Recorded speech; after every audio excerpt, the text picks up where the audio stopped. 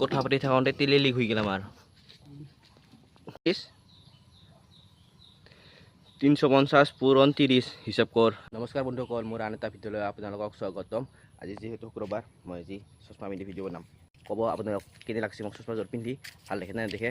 সেয়ে আজি শুক্ৰবাৰ যিহেতু মই ক'তো যোৱা নাই, তো আপোনালোকৰ কাৰণে এটা সৰু চাই ভিডিঅ' বনাই আনিছোঁ। সৰু মানে কি ক'ম, এই আমাৰ ট্ৰেক্টৰ আছে, ডাঙৰ ট্ৰেক্টৰ এখন, সৰু ট্ৰেক্টৰ 3খন মান আছে। তো কাৰোবাক খেতি মাটি যদি আছে ৰুবা মানে হাল বাবা, তো ক'ব আপোনালোকে মোক কমেণ্টত জনাই দিব। আমাৰ ৰোহিত ভাই আছে, এই ৰোহিত ভাই এটা হাই দি। এয়া ৰোহিত ভাই ড্ৰাইভৰ, এই সৰু ট্ৰেক্টৰৰ এই 3খনৰ ড্ৰাইভৰ আৰু ড্ৰাইভৰ আছে দেচোন, ড্ৰাইভৰকেইটা নাই এতিয়া লগত। ডাঙৰ ট্ৰেক্টৰো আছে আমাৰ। ক'ব গাইজ, অলপ কম বেছ কৰি দিম আপোনালোকক মোৰ ফেমিলি মেম্বাৰ হিচাপে। তো গাইজ আমাৰ এতিয়া তেল ভৰাই আছে ভাইয়ে। আজি কিমান মাৰবি তুই দিনটোত? 30 350 পূৰণ 30 হিচাপ কৰ আৰু কমেণ্টত ক কিমান হ'ব। কথা পাতি থাকোঁতে তেলে লিক হৈ গ'ল আমাৰ।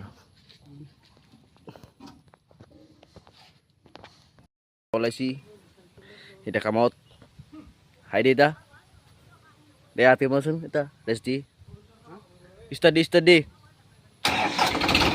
যা।